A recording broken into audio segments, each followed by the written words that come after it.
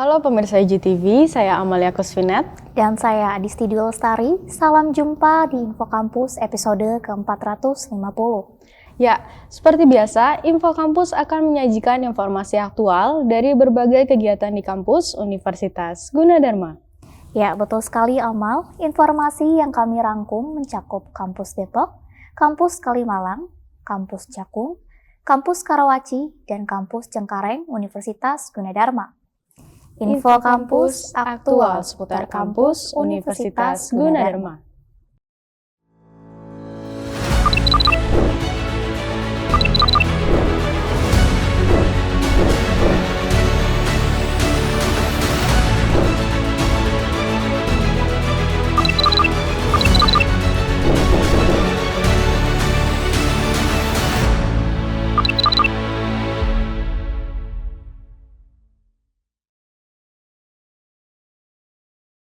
Pemirsa IGTV, pada 28 Desember 2024, Universitas Gunadarma menyelenggarakan sidang terbuka promosi Doktor Teknologi Informasi dengan Promovenda Prameswari Rizka Julianda STMT.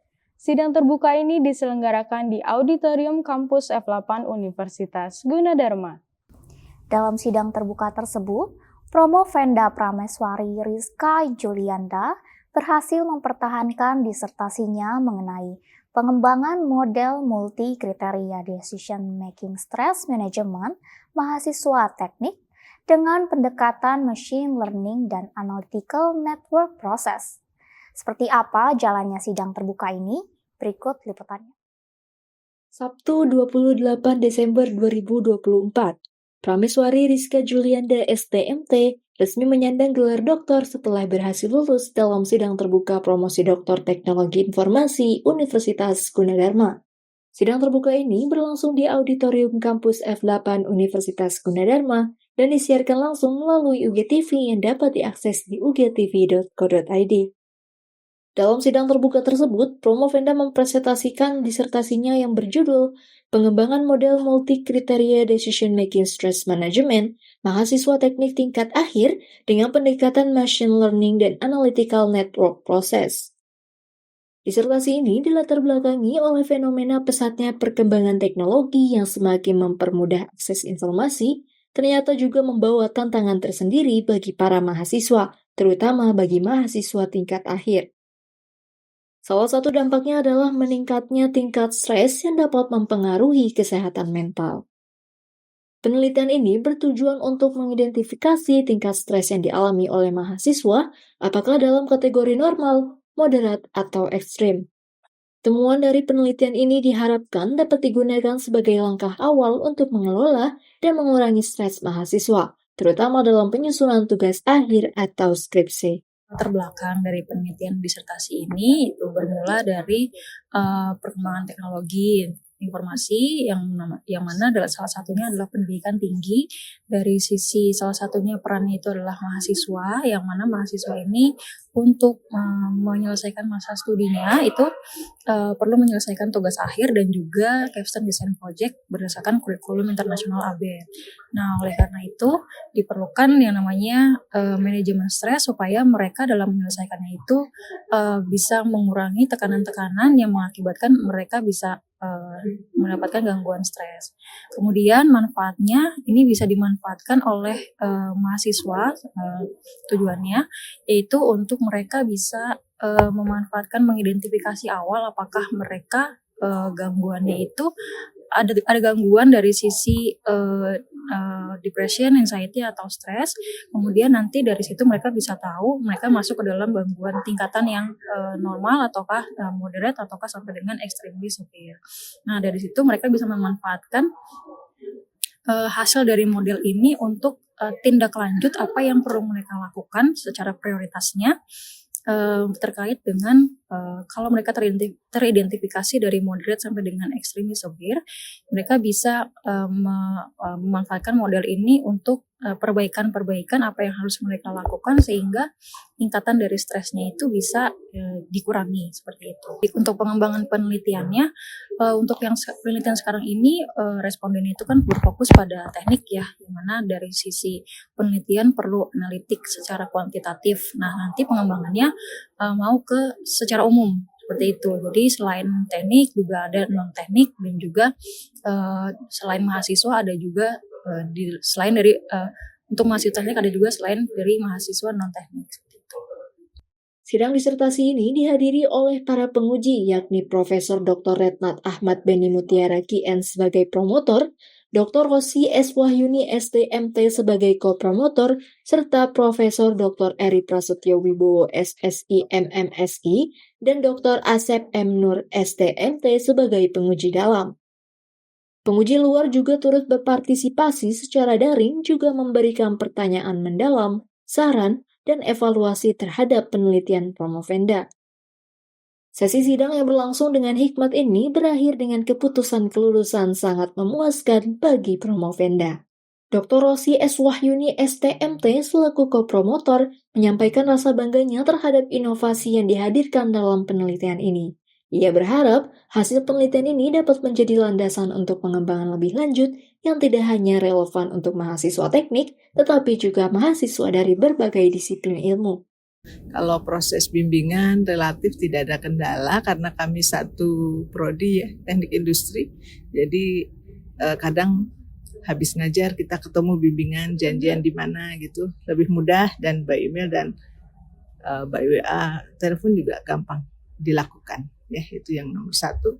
Yang nomor dua, kalau kebaharuannya sebenarnya yang didapat dari Promovenda ini ada 3 ya, tapi yang ditonjolkan hanya 2, yaitu modelnya, model algoritmiknya dan teori dari multi decision stress itu ada 2. Sesuai sidang tadi mungkin akan dibuat untuk general ya, ini kan untuk mahasiswa teknik aja, nanti bisa dikembangkan untuk mahasiswa secara umum. Di akhir acara, Dr. Ina Siti Hasanah STMT yang juga merupakan rekan dari Promovenda menyampaikan ucapan terima kasih dan dukungan penuh atas pencapaian yang telah diraih. Mendukung sama sekali ya dari sejak mulai kualifikasi ya sampai kemarin juga udah mulai mau sidang tertutup, sidang terbuka, kita mendukung sekali itu. Iya, alhamdulillah menjadi kebanggaan di jurusan. Sidang disertasi ini diakhiri dengan pembacaan doa dan sesi foto bersama sebagai bentuk apresiasi terhadap keberhasilan Promovenda. Demikian laporan terkini bersama saya Amiratul Makia dan tim Info Kampus yang bertugas melaporkan. Baik pemirsa, Info Kampus akan segera kembali dengan info lainnya setelah pesan-pesan berikut ini.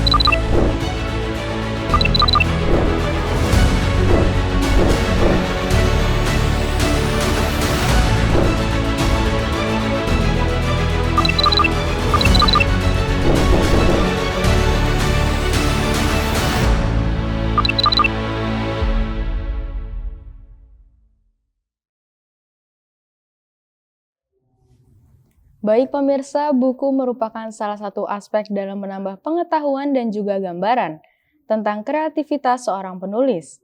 Ada berbagai macam jenis buku yang dapat kita temui, salah satunya bergenre teen fiction. Ya, salah satu buku tersebut telah direview oleh rekan-rekan dari Info Kampus dalam segmen review buku berikut ini. Halo Book Buddies, apa kabar nih pecinta buku? Bareng aku, Adisti Dwi Lestari, yang bakal menggiring kalian ke salah satu novel paling hits dan wajib banget masuk daftar bacaan kamu tahun ini.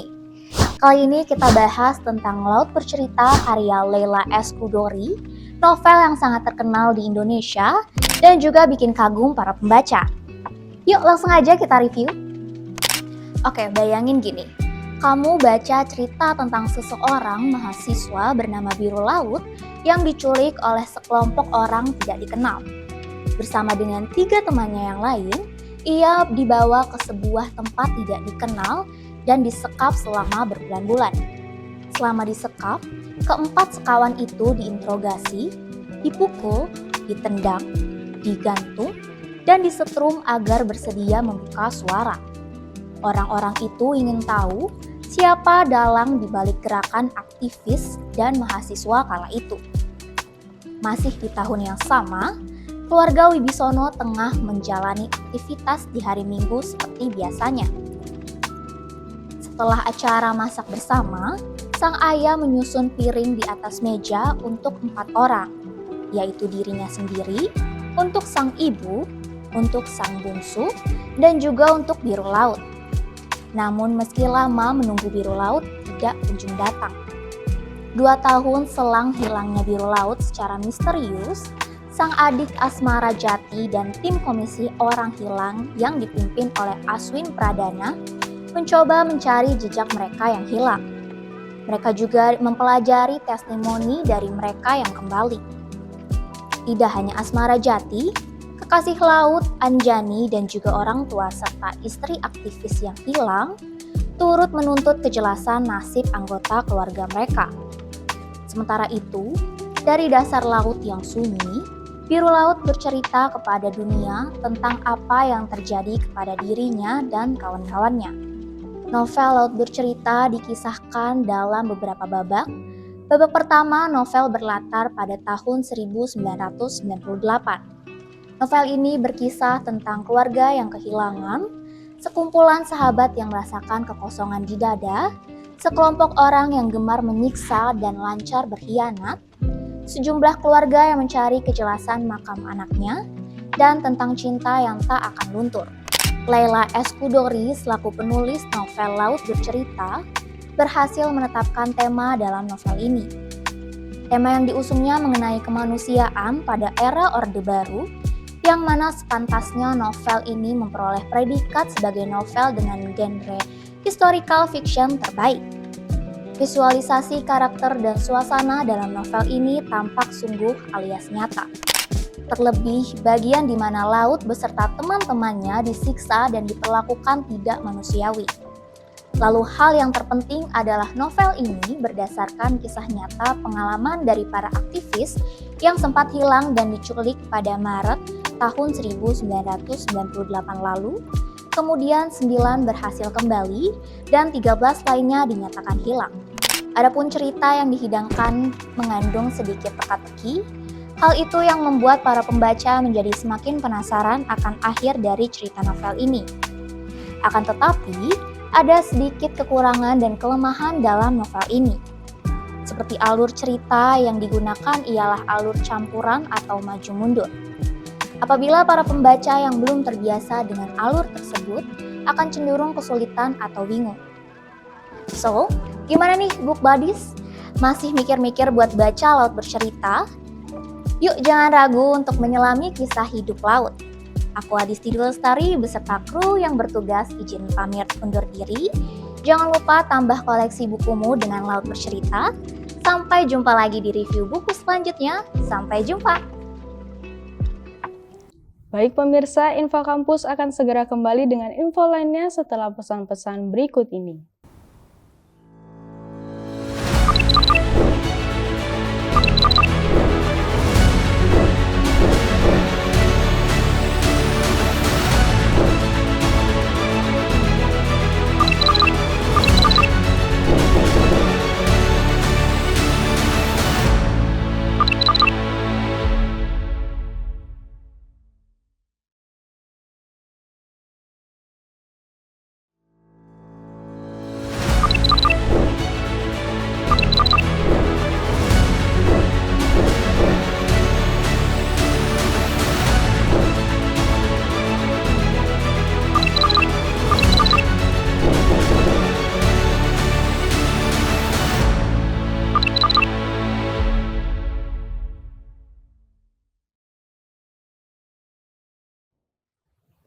Baik pemirsa, Info Kampus akan segera kembali dengan segmen Yujini Hao. Segmen yang berisi informasi sosial budaya yang dikemas dalam bahasa Mandarin. Ya, program ini merupakan produksi dari rekan-rekan di Program Studi Sastra Tiongkok Universitas Gunadarma. Seperti apa liputannya? Mari kita saksikan bersama Yujini Hao.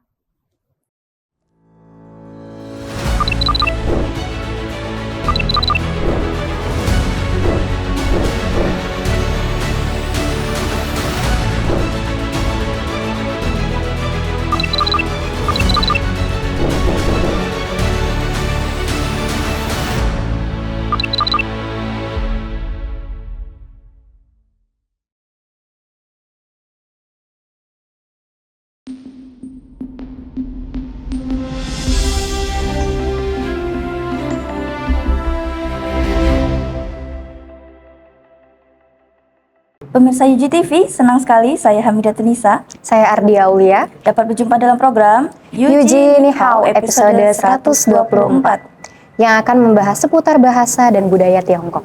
观众朋友们您好，欢迎大家收看本期 Yujini Hao。我是傅真心。 Wasya Hanisya. Kue keranjang sangat melekat pada tradisi dan budaya Tionghoa. Dalam legenda Tiongkok, kue keranjang dipercaya sebagai media mengusir makhluk halus. Namun berbeda pada perayaan Tahun Baru Imlek, kue keranjang menjadi makanan favorit keluarga Tionghoa. Betul sekali, tradisi menyantap kue keranjang memiliki makna membawa keberuntungan dan juga kemakmuran. Selain itu, bentuk kue keranjang melambangkan keluarga yang utuh, harmonis dan harapan untuk tahun yang lebih baik. Mari kita simak laporan dari Anissa Larasati berikut ini. 在中国传说中，龟干将被认为可以驱赶邪恶的怪兽年。年糕作为甜点，是中国新年庆祝活动的象征。吃年糕的传统被认为可以带来好运和繁荣。其原型象征着一个完整的家庭和对美好一年的希望。龟干将在中国文化中被称为年糕，然而实际上中国的年糕根据地区有很多种类型。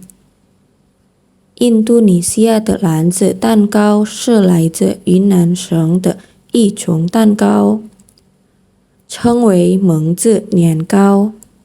蒙自这个名字取自云南省的一个地方名称。蒙自年糕的制作工艺精细，以糯米为原料，通过水磨成浆后，掺入红糖或白糖、芝麻、玫瑰、花生仁等，然后用豆腐皮蒸熟。年糕不仅是一种美食，还承载着丰富的文化意义。在蒙自的民俗中，年糕象征着年糕和长寿的意义。在民间，年糕是当地婚娶、喜庆和丰年过节作为圣品。一般人家只有在新春佳节才吃得上。年糕过去甚至作为贡品上供给皇帝，显示了其在当地几个广泛地区的重要地位和文化价值。在印尼广受欢迎的年糕源自云南省，制作过程需要精湛的技艺和糯米、糖、芝麻等配料。 Kue keranjang yang populer di Indonesia berasal dari Provinsi Yunnan. Proses pembuatannya melibatkan keterampilan tinggi serta bahan-bahan seperti beras ketan, gula, wijen, dan lainnya. Selain kelezatannya, kue keranjang memiliki makna budaya mendalam, melambangkan tahun yang lebih baik dan umur panjang. 对呀，年糕不仅美味可口，还蕴含着深厚的文化内涵，象征着年年有余和长寿。Baik pemirsa UGTV, saya Ardia Aulia. Dan saya Hamidah Tunisa. Kita akhiri Eugenie Hao episode kali ini. Kembali ke program Info Kampus. 好的，以上是我们日经你好的所有新闻内容。我是汉妮霞，我是傅真心，祝您拥有美好的一天。